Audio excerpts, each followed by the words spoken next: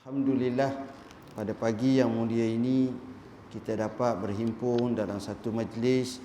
Mudah-mudahan ia memberi manfaat kepada kehidupan kita, insya-Allah. Jadi untuk mendapatkan lebih lagi perincian dalam bab pada hari ini, saya sengaja nak baca satu hadis Nabi sallallahu alaihi wasallam yang kita ambil daripada hadis kitab Matan Arba'in Nawawiyah yang kita syarahkannya. InsyaAllah, walaupun selepas pada ni saya tak datang pun, bolehlah awak mengajar. Hak kitab ni kita tinggal sini, pakai baca lah. Cari tok guru seorang, mengajarlah insyaAllah. Hadis yang saya pilih adalah hadis yang keempat. Kejadian manusia dan amalan berdasarkan yang terakhir. Daripada Abi Abdurrahman Abdullah bin Mas'ud radhiyallahu an, beliau berkata, Abdullah bin Mas'ud ini seorang sahabat yang antara awalan masuk Islam, orang Mekah. Dan dia ini adalah orang yang muda pada Nabi. Maknanya macam tengah lah dengan Nabi. Kalau katakan Nabi mati umur 60 tahun dah, dia muda sikit lagi. Mungkin masa tu umur dia 40-an dan sebagainya. Abdullah bin Mas'ud ini orangnya kuruh. Bukan jenis orang gemuk, kuruh. Dia pakai kain senteng sikit. Betih dia tu sahabat ketawa sebab tengok kecil sangat. Nabi kata, wallahi betihnya itu di sisi Tuhan lebih berat daripada bukit Uhud atau gunung Uhud di sisi Tuhan. Abdullah bin Mas'ud dipuji oleh Sayyidina Umar ibn Al-Khattab, menyatakan budak yang dipenuhi dengan ilmu. Maknanya hebat Abdullah bin Mas'ud. Salah seorang sahabat yang paling banyak meriwayatkan hadis, salah seorang. Dan kalau kita sebut Abdullah dalam ilmu Islam, contohnya wa an Abdullah radhiyallahu an, maka di sana sahabat Nabi yang dinamakan dengan Abdullah yang masyhurnya ada 4 orang. Hak masyhur sangat. Sebenarnya ramai lagi hak yang riwayat hadis. Pertama, Abdullah bin Abbas radhiyallahu anhuma. Kedua, Abdullah bin Umar radhiyallahu anhuma. Ketiga, Abdullah bin Amr ibn Al-As radhiyallahu anhuma. Dan yang keempat, Abdullah bin Mas'ud. Tetapi kalau disebut hanya Abdullah sahaja, maksudnya di situ ialah Abdullah bin Mas'ud, kerana dialah yang paling tua, yang paling berusia berbanding dengan yang lain yang kecil daripadanya. Tapi kesemuanya yang kami nyatakan tadi merupakan perawi-perawi hadis Nabi sallallahu alaihi wasallam. Kisahnya, katanya Rasulullah sallallahu alaihi wasallam telah memberitahu kami, baginda adalah orang yang benar dan disahkan kebenarannya. Tengok, sahabat Nabi ni bila mana dia kata akhbarana Rasulullah sallallahu alaihi wasallam atau amba'ana dan seumpamanya, nak menggambarkan bahawa dia telah terima daripada Nabi secara first hand, yakni secara sanad, secara langsung, yang bukan cakap dengar-dengar sahaja. Tak. Hamba berasa dengar macam tu orang cakap. Tak. Maknanya ni confirm. Itulah lebihnya dari segi sanadnya. Sebab itulah ulama menyatakan al-isnad minad-din. Laulal isnad la zahabad din. Dalam riwayat yang lain kata ulama, laqala man syaa ma syaa. Maksudnya sanad itu, kesinambungan itu daripada agama. Kalaulah tidak dengan adanya sanad, maka hilanglah agama. Atau kalau tak ada dengan sanad, maka orang tu bebas dia kata apa-apa kata. Sehingga Al-Imam An-Nawawi rahimahullahu ta'ala mahu menisbahkan kata-kata kepada orangnya. Ini antara syaraful ilmi, kemuliaan ilmu itu kita nisbahkan pada tok guru kita pada bagian, akhirnya berlaku silsilah ataupun rantaian kesinambungan sehinggalah sampai kepada Rasulullah sallallahu alaihi wasallam. Kemudian seterusnya bila dia sebut Rasulullah SAW bagi tahu kat kami, dia kata baginda adalah as-sadiqul masduq. Orang yang benar lagi membenarkan, dibenarkan. Maknanya itulah sifat Nabi sallallahu alaihi wasallam. Sifatnya benar dan inilah yang patut kita ikuti. Dan Nabi ini telah diwajibkan sebagaimana yang kita fahami bahawa sifat yang wajib itu sifat sidik Nabi, sifat benar Nabi. Bahkan Nabi ini dia dalam sejarahan hidup dia 63 tahun itu, kata para ulama, sekali pun dia tak pernah bohong. Ini payahlah nak buat macam dia tu. Tapi nak gambarkan betapa Nabi SAW sifatnya benar. Apa kata baginda? Sabda baginda, oleh kerana hadis ni panjang, saya baca sekerak-sekerak, saya syarah lalu. Kerana panjang pulaknya baca semua 3 jam sempat tak? Jadi nampak bila suka tu maknanya memang tak boleh dah. Jadi saya insya-Allah 7.30 saya berhentilah insya-Allah. Jadi baik. Apa kata Nabi sallallahu alaihi wasallam? Inna ahadakum yujma'u khalquhu fi batni ummihi 40 yawman nutfah. Sesungguhnya salah seorang daripada kamu, kita semua ni, dihimpun kejadian kita dalam perut mak dia, mak kita ni 40 hari sebagai setitis mani. Tengok tuan-tuan, jangan bincang masalah tahun 2017. Kita bincang 1400 tahun dulu. Kalau lavender high orang tak kenal pun masa tu. Kalau ada lah orang Jakung ke Fangang ke duduk sini seorang tanya, ni apa ni lavender high? Tak apa benda tak tahu. Tuan-tuan boleh bayangkan masa tu macam mana neraca manusia, pemikiran manusia. Eropah. Majunya bila tuan-tuan? 300 tahun kebelakangan ni. Bila berlaku revolusi perindustrian. Orang Eropah banyak melutut kepada Spanyol. Spanyol pada masa tu di bawah pemimpin kerajaan Andalusia yang beri untuk nak mengekspor tamadun ke Eropah. Jadi maknanya tuan-tuan bayangkan macam mana perkembangan perubatan sistem tu sekitar 1400 tahun dulu. Apa benda yang kita tahu? Tak tahu je. Tak lihat apa-apa. Itu nak ceritanya Nabi boleh cakap sedetail itu. Tak ke pelik? Pelik tuan-tuan. Kalau kita fikir ni, ya Allah kata, orang pernah nisbahkan, saya tak temu fakta tapi lebih kurang maksudnya. Pahaman sebahagian ahli falsafah zaman dulu, macam saya ni ataupun kita lah, kita ni duduk dalam perut mak kita ni macam kita lah, cuma kecil je. Maknanya sudah gini dah, kita ni gini lah. Lepas tu kecil je. Lepas tu jadi beranak tu dia jatuh besar-besar. Itu pandangan kita. Pandangan sebahagian besar macam tu. Tapi tidak tuan-tuan. Nabi sebut daripada setitis air mani. Orang tak fikir macam tu. Dan dia beri pula masanya, tempoh ni mana orang tahu. Mana ada mak-mak buat kajian. Mana ada orang scan perut seorang perempuan tu. Tapi tengok. Fi batni ummi 40 yauman. Dia kekal dengan sifat mani itu. Allah sebut afara'aitum ma tumnun a antum takhluqunahu am nahnul khaliqun. Apakah kamu tak tengok macam mana air mani itu dipancukkan? Apakah kamu yang mencipta atau kami yang mencipta? Apa makna cipta dia apa makna? Mani ni dia panggil hayawan manawi. Hayawan manawi ni maknanya dalam bahasa mudah, dalam mani itu ada benda hidup. Orang nampak air je. Ada benda hidup.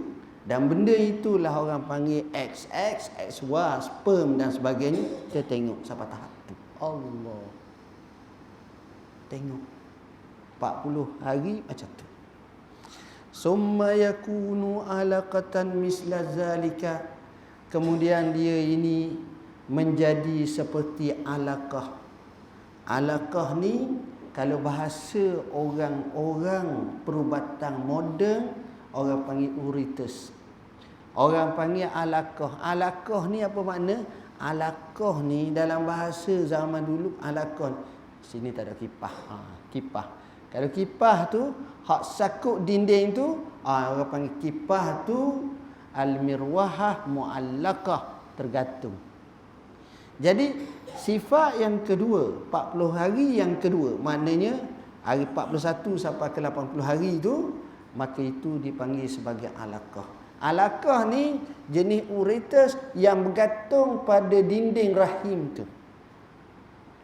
Tengok tuan-tuan, Nabi boleh cakap macam tu, detail macam tu. Tengok, siapa bagi tahu kat dia? Iqra wa rabbukal akram. Bacalah, Tuhanmu yang maha mulia. Kita cikgu kita, guru kita mulia. Tapi Nabi, cikgu dia, guru dia paling mulia, Allah. Beza ilmu dia. Summa yakunu mudghatan misla zalika. Kemudian 40 hari ketiga, maknanya 80 sampai 120. Maka yang ni dia jadi segumpal darah. Segumpal daging, bukan segumpal darah, segumpal daging. Tengok perbentukan tu 40, 40, 40. Jadi segumpal daging dah.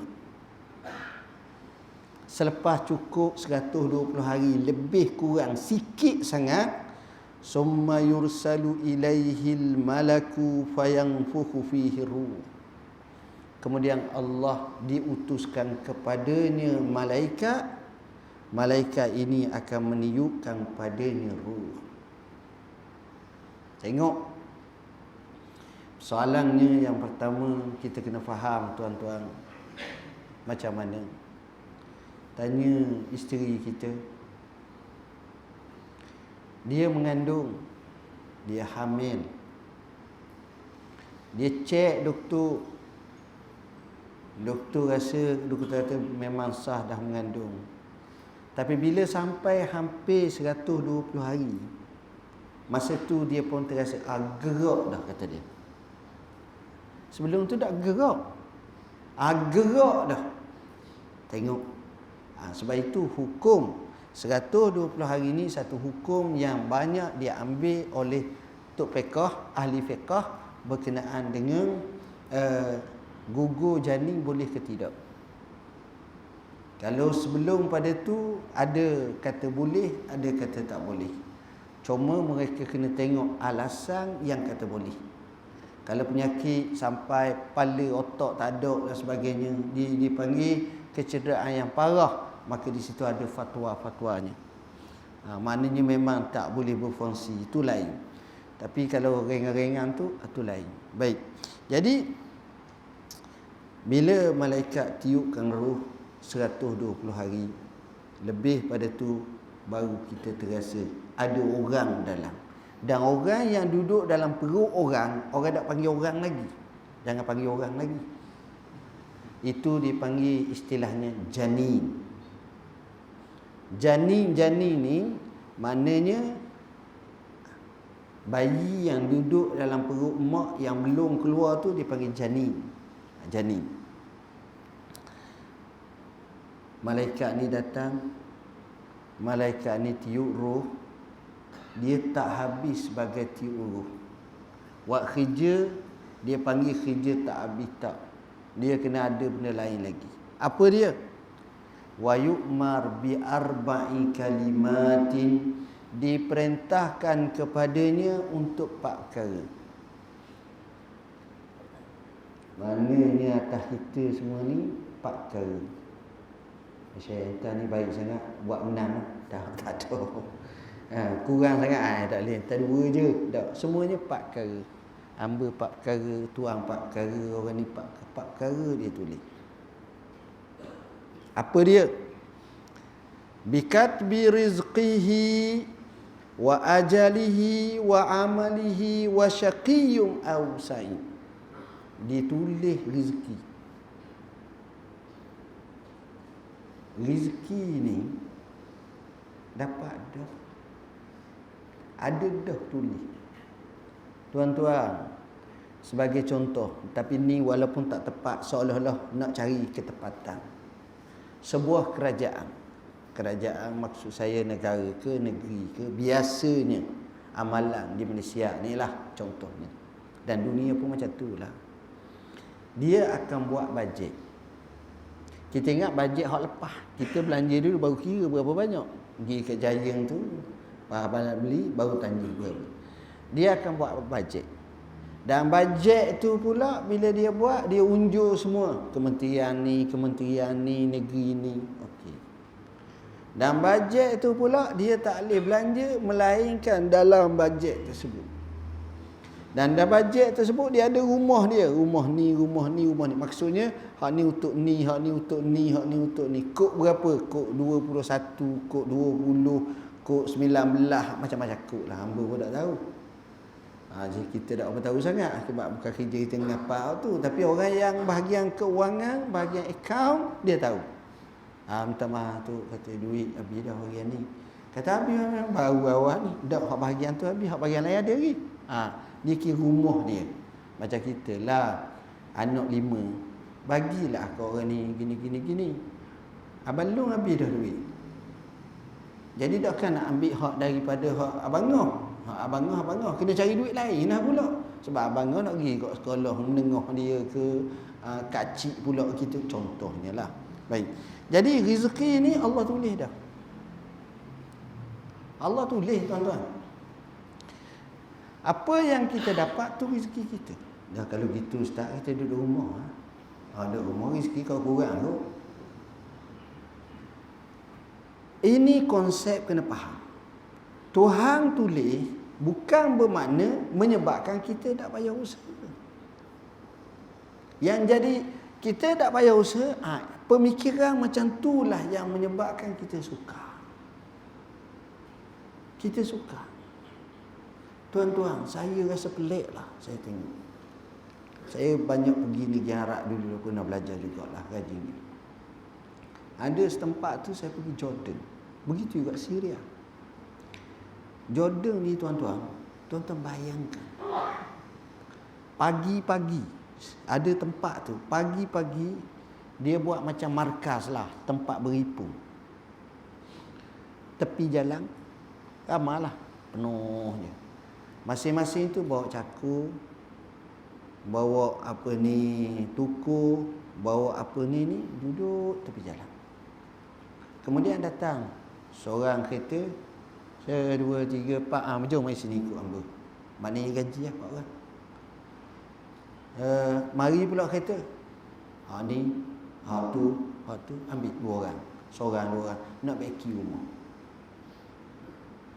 Maknanya, dia pergi pagi-pagi tu, dia tak tahu lagi siapa dia akan panggil dia. Macam driver taksi lah. Tak tahu tuan-tuan. Tapi rezeki tu ada. Adakah dia duduk di rumah hanya? Betul, ada juga duduk di rumah orang panggil dia sebab dia terlalu profesional. Maknanya orang kenal dah, well known, tu soal lain. Tapi tengok. Artinya bila sebut rezeki, dia ada usaha. Dia tak boleh kita terstart dengan rezeki saja, tak, dia kena ada usaha. Usaha ni tuan-tuan kena fikir.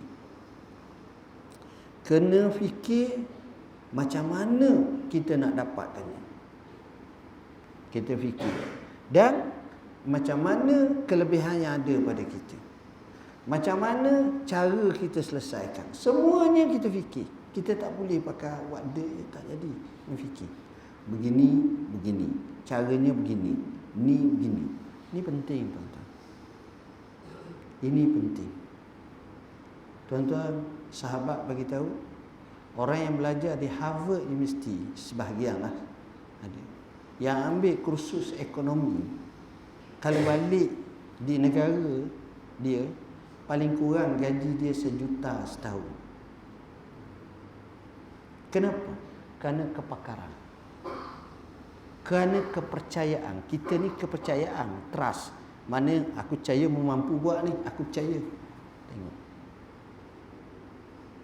Galiknya orang balik macam ni belajar Harvard mesti dia tak kerja lah sekolah menengah. Tak ada. Dia tak kerjanya. Sekolah rendah lagi tak kerja. Terus GLC ni ambil. Terus Petronas ambil. PMB ambil. Hak syarikat besar. Dia punya certificate dia tu sendiri. Orang tengok tu orang rebah. Hak tu kata muduga pun tak lepas. Hak tu kata muduga sendiri tu macam tak lepas dah. Kenapa? Kepercayaan. Tengok. Dia lah tak mesti syarat macam tu. Kadang-kadang orang lain pun lebih kaya daripada dia. Tapi nak cerita salah satu daripada tanda. Baik. Jadi bab rezeki ni panjang. Saya tak nak cakap panjang sangat. Bukan isu tu saja. Wa ajalihi, ajal. Umur kita. Kita je tak tahu bila kita mati. Tapi tetap dah. Tetap dah. Ada dah. Orang ni mati bila, orang ni mati bila. Cuma bila tu kita tak tahu. Kita tak tahu. Orang yang duduk dalam penjara yang akan dihukum sebagai hukum mati, dia sendiri pun tak tahu bila dia mati. Dia tanya wada, hak tu kata wada pun tak tahu. Itu cerita benar, tak tahu. Saya pernah masuk kat Banduang Hari. Saya tanya, sebenarnya bila mereka duduk gini mesti dia mati dah ke? Dah. Dia ada mahkamah rayuan lagi. Sampai kepada akhir sekali, dia ada permohonan maaf daripada Agung. Minta keampunan. Daripada Agung dulu, sekarang ni kepada Sultan-Sultan, kepada Raja-Raja Negeri.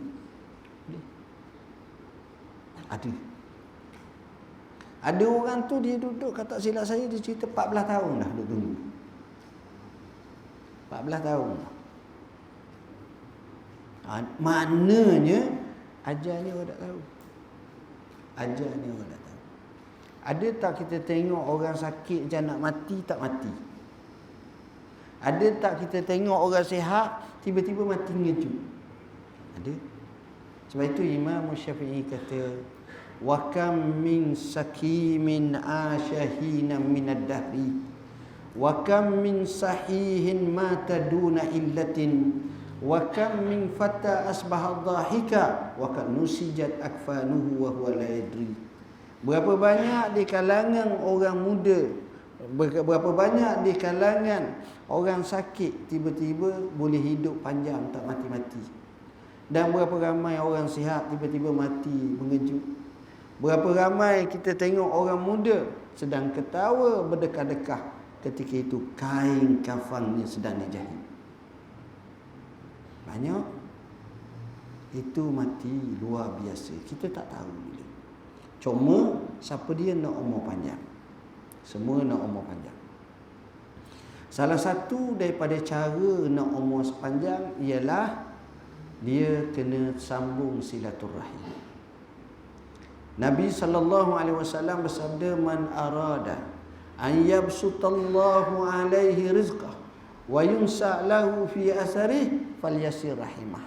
Siapa yang nak supaya Allah luaskan rezekinya dan Allah panjangkan umurnya, maka sambunglah silaturahim. Sambung silaturahim ini bukan sekadar kita bercakap, tapi kita buat baik. Bukan sekadar buat baik, kadang-kadang kita memberi, kadang-kadang kita menolong. Itu bentuk sambung silaturahim. Kemudian katanya lagi, jadi ajal. Wa amalihi, amal kita. Amal kita memang kita buat. Tapi yang menggerakkan untuk kita buat tu siapa? Allah. Ni mulut ni semua ni. Ramai dalam majlis ni mulutnya sihat semua. Tak ada sakit ulcer contohlah, tak ada. Tapi senyap je. Syekh, kenapa tak sebut subhanallah? Relax benda. Benda suruh. Kan sudah dah tadi. Dia tak akan rasa. Dia tak rasa. Tapi ada masa kita duduk, Allah, lama aku tak zikir kat Allah. Subhanallah, subhanallah, alhamdulillah, alhamdulillah, Allahu akbar, Allahu akbar. La ilaha illallah, la ilaha illallah, la ilaha illallah. Tengok. Sebab itu bab zikir kepada Allah sendiri pun, walaupun lidah kita tak ada ulcer mudah ni, nak zikir pun kita minta dengan Tuhan. Allahumma inni as'aluka lisanan rabban bizikrik. Ya Allah, aku minta pada kamu, berilah aku lidah yang basah dengan zikir padamu. Jadi maknanya kita minta dengan Tuhan untuk zikir kat Tuhan. Betul Allah kata fazkuruni azkurkum, mu zikir kat aku zikir kat kamu. Tapi walaupun disebut mu zikir kat aku zikir kat kamu, aku ingat kat kamu, tapi nak ingat tu kita kena minta dengan Tuhan juga. Ramai orang dia tak mampu, tuan-tuan. Kesian. Dia tak tahu apa benda nak buat dia. Allah. Patutnya kita cari masa kita ada ke untuk kita buat. Jadi amalan kita ni wasyaqiyun aw sa'id. Sama ada orang tu celaka atau orang tu bahagia. Celaka atau bahagia kita tak tahu. Ada tak kita tengok kawan kita, ya Allah, sekolah rendah, sekolah menengah, cermin sekolah tu 18 hutir dah pecah. Lepas tu pasu sekolah, gocah dengan cikgu, lawang ni pula, polis mari, masuk sekolah nakal, apa semua sekali. Kita kata orang ni memang berat no, saya neraka seolah-olah. Teruk marah. Selepas 40 tahun dah kita tua duduk di Lavender High. Mari tengok muka. Mu mak? Ya. Duduk surah. Dahi hitam. Mak. Kau memang duduk sini ya. Tiap-tiap waktu, ya. Berapa kaki kena potong dah sebab ris motor tu, mari surah dah ni kuat. Contoh. Berubah. Allah. Kita kata, aku ingat aku baik padamu. Sekarang ni kau ni jauh baik pada aku pula. Ada tak orang macam tu? Banyak. Ada orang tu masa kecil tu rajin pergi surah, rajin pergi pakai jubah, pakai serban besar, gini. Bila besar kita tengok, bertanding tubuh sadu pula. Gini nak masa ni gini. Pakai underwear kepala kecil sekali tu. Allah kata, aku tak saka lah, ya Allah. Kata ni dapat duit banyak macam mudah tu. Kata gambar hak masa kecil tu dak delete lagi, ada lagi lah. Bayar tu dulu Syekh. Orang dak cerita dah dulu, sekarang ni tengok. Banyak belakang. Jadi hak ni kita tak tahu. Cuma kerja kita doa minta jadi baik, Yang kita tengok Nabi tegaskan, Nabi kata apa? Fa wallah allazi la ilaha ghairuhu, demi Allah tidak ada Tuhan kecualinya sahaja. Inna ahadakum la ya'malu bi'amali ahlil jannah hatta ma yakunu bainahu wa bainaha illa zira' fayasbiqu alaihi alkitab fayamalu bi'amali ahlin nar fayadkhuluha. Ada di kalangan kamu orang yang beramal dengan amalan ahli syurga sehingga jadilah dia antara syurga dengannya hanya sehasta sahaja. Kalau orang kata mak tu macam mana? Allah, syurga. Mak tu macam mana? Syurga. Tak ada apa, syurga je. Sebab amalan dia baik sangat. Masjid gi, surah gi, apa semua okey, semua sekali. tapi telah ditetapkan bahawa dia ini sebagai ahli neraka. Makanya dekat dia nak mati, dia beramal dengan amalan ahli neraka tu mati. Neraka. Ialah bukan maknanya dia tak masuk syurga. Kalau dia beriman, masuklah syurga juga. Nak ceritanya macam tu. Ada orang macam tu. Allah, yang ini kita takut. Sebab itu seorang tok guru dia doa. Dia kata hamba dalam sujud hamba doa pada Tuhan. Ni orang Arab lah, bukan Melayu. Hamba doa 3 perkara. Pertama, hamba doa biarlah hamba mati dalam husnul khatimah. Kedua, hamba doa biarlah hamba mati kalimah akhir kami la ilaha illallah. Ketiga, hamba doa biarlah hati kami jangan membalik-balikkan. Dia doa, ya muqallibal qulub sabbit qalbi ala dinika wa ala ta'ati. Tetap. Dia doa, Allahumma khtim lana bi husnil khatimah. Dia doa, Allahumma khtim lana bi qawli la ilaha illallah. Tengok. Kan bagus. Hebat mereka ni tuan-tuan. Ini orangnya. Jadi ada orang tu amal ahli syurga dekat tapi dah jadi macam tu.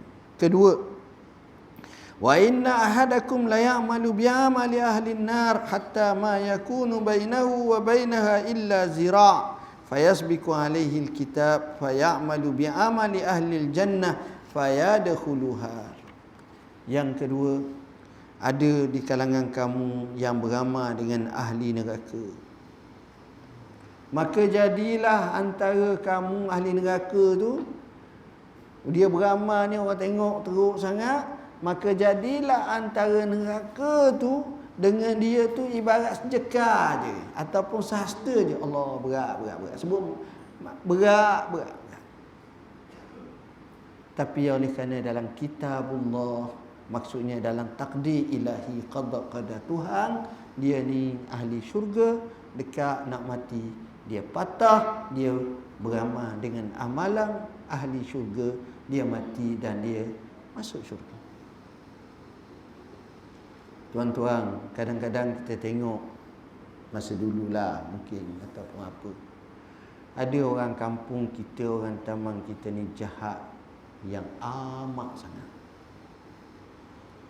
Dia isak dada, dia curi, dia menyamu, sampai pada merokok, sampai kepada bunuh orang.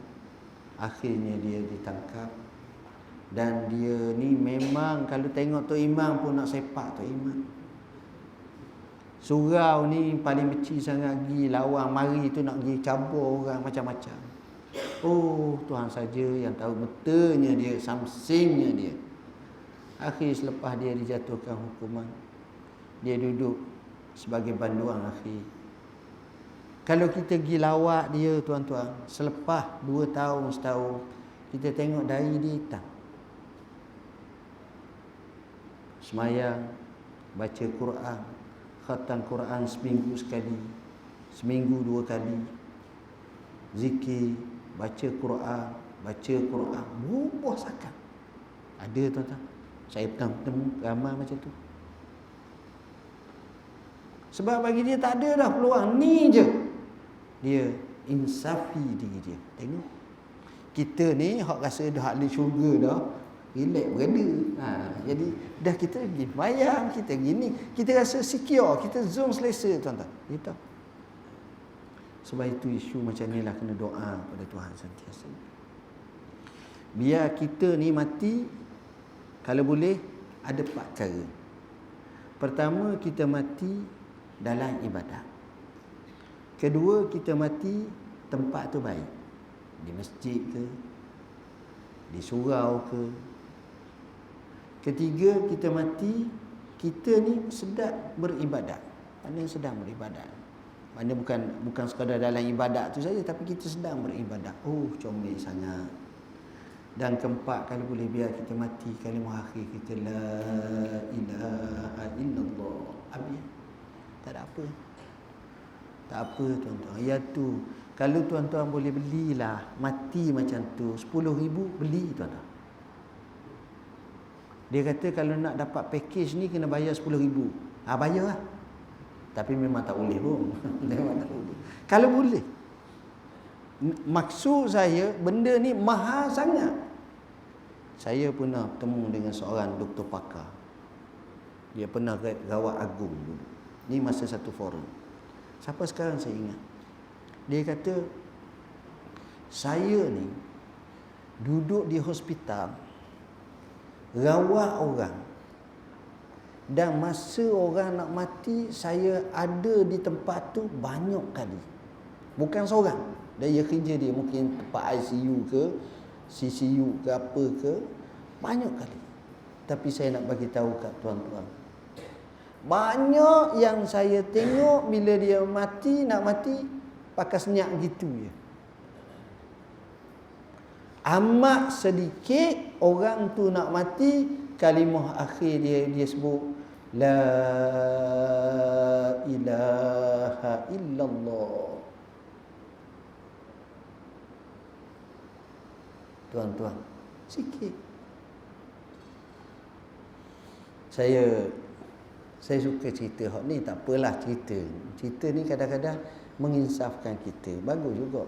Walaupun banyak kali saya cerita dan seminggu dua ni saya cerita hak tu. 2 minggu lepas kami di wilayah kami ceramah tazkiyah Jumaat khutbah. Gitulah kursi masjid. 2 minggu lepas kami ceramah mengajar di satu surau Jumaat di Putrajaya. Sudah mengajar, sudah ceramah, imam jawatan kuasa ajak ambil makan. Saya pun ajak kawan-kawan, jom kita makan. Jadi tak kenal pun kadang-kadang buat cakap. Sudah tu saya keluar, sahabat saya pula pergi makan situ. Saya tunggu sahabat saya duduklah dalam masjid. Dia surau. Kemudian ada sahabat-sahabat tabligh ni mari likung saya. Tu bila nak keluar lagi kata, tengok luar tu main keluar sama dah nak keluar macam mana ni? Payah. Dia keluar dia mana kena pergi tonggi apa semua sekali. Dia pun cerita, ini tu saya nak perkenalkan, ni gitaris. Pemain gitar terhandal. Salah seorang. Orang Indo. Pakai serban, pakai jubah. Wow. Dia cerita dia jadi gitaris tuan-tuan. Dia ni, dia ada band besar. Kita kenal Wali Band. Orang-orang yang kaki lagulah Wali Band. Orang hak baik Wali Songo. Dia ingat gitu je. Jadi sana Wali. Dia ada kumpulan, dia ada galeri, dia ada arts, dia jenis pandai. Kemudian dia masuk jenis tabligh lah, masuk tabligh, masuk dakwah. Kemudian syarikat dia makin lama makin merudum, akhirnya jatuh sampai tak boleh nak bangun. Lalu dia bertemu dengan seorang orang alim, orang soleh. Dia kata, tuan saya ni berat tau ni, tak boleh buat apa tau. Susah. Habis. Orang baik tu jawab apa? Apa susah? Orang kaya pun mati. Apa susah? Orang kaya pun mati. Dia balik tu dia terbenung. Dia juga. Lalu dia buat lagu. Orang kaya mati, orang miskin mati, raja-raja mati, rakyat biasa mati. Buat lagu. Balik jalan tu nyanyi kita. Jangan nyanyi dapat pahala baik zikir. Dia balik rumah dia royak ke bini dia. Bini dia pun sama-sama dia hibur. Dia pergi kat kumpulan nak lagu dia tak. Satu kumpulan tu kata bagus. Dia kata saya ni gitaris, saya ni bukan vokalis. Tak apa kau sebab pencipta ni kau sendiri buat. Nyanyi. Lagu dia meletup. Top. Di Indonesia. Kalau tuan-tuan buka YouTube, tuan-tuan tengok. Saat yang sama bila dia dakwah tuan-tuan, dia temu orang ramai. Salah seorang yang dia temunya ialah orang Jerman yang duduk di Indonesia. Dia ajak masuk Islam. Cuma tahu ada suka dia. Satu hari dia dapat panggilan orang Jerman tu sakit. Dia pun pergi. Orang Jerman tu tanya dia, kalau saya masuk Islam apa saya dapat? Dia jawab spontan, syurga. Syurga. Orang Jerman tu tunduk. Lalu orang Jerman tu ucap, dia ajar, asyhadu an la ilaha illallah wa asyhadu anna Muhammadar Rasulullah. Lepas tu terus mati. Mati. Bila mati ni, Allah, orang pun ke bumi cari Islam. Dia pun balik macam biasa. Selepas beberapa ketika, datang peguam. Panggil dia. Peguam tu bagi tahu, harta orang Jerman yang jutaan itu milik awak. Sebab dia tak ada waris apa-apa. Awak ni dia hak awak semua. Mungkin dia ada wasiat ke apa, wallahu a'lam, boleh awak. Tak pasal-pasal jadi kaya. Tengok tuan-tuan. Poin moral yang saya nak sebut ni ialah kadang-kadang kita tengok orang tu berat dah dia. Tiba-tiba dia boleh patah jadi Islam. Siapa sangka? Ini dia. Dan ada pula cerita orang Islam jadi perangai tak oleh, tak masuk Islam, keluar Islam. Cerita lama juga ni, cerita lama. Ada seorang dia jaga rumah orang yang bermasalah, orang yang berzina, dia bela. Lepas tu ada seorang perempuan. Perempuan ni macam mana dia bergaduh dengan keluarga dia, apalah adalah buat sesuatu, akhirnya dia kena masuk penjara. Jadi sama-sama perempuan, bila masuk penjara, orang masuk penjara nombor satu sekali, dia tak kata kau sembahyang subuh kat mana tadi? Dia tak kata. Dia akan kata, apa kesalahanmu? Dia tak kata, apa kebaikanmu menyebabkan kamu masuk penjara ni? Dia tak kata itu. Apa kesalahan? Memang dia akan nampak macam tu. Saya pernah pergi, warden ni tanya, ni section apa? Sebutlah lu, section 43, section 23. Ingat. Maknanya, ni section sambung bersenjata. Ni kes merokok, ni kes curi. Dia tahu. Jadi ahli penjara ni, perempuan ni tanya ni kata saya merokok ikut orang. Perempuan macam main. Saya pukul orang, saya curi, saya ni. Sampai giliran dia, awak ni dapat muka baik, toya ni apa pasal? Masuk tu. Muka comel, baik, bersih. Belajar orang tinggi, bijak, mesti. Saya tak ada salah apa. Dah tak salah, aku masuk sini. Sini orang salah semua, kau tak salah. Tak, salah saya sikit je. Apa dia? Salah saya murtad. Kata puak-puak tu, kau ni sebangang-bangang manusia. Jahat-jahat aku pun aku tak murtad. Jahat aku tak murtad. Kau ni paling bahdul. Puak-puak ni pakai marah ke dia semua sekali. Akhirnya baru dia sedap, ngucap balik. Tengok tu. Yang mak dia duk syarah ke dia, orang ni duk syarah ke dia, mu janganlah buat kerja. Tak nampak. Bila mari puak-puak sendiri tukar syarah dia gini, baru sedar je. Tuan-tuan faham tak maksud saya? Kadang-kadang kita duk nampak benda tu kecil, tapi hak tu hak besar kali. Tengok. Itulah tuan-tuan gambaran yang kita nak bagi tahu.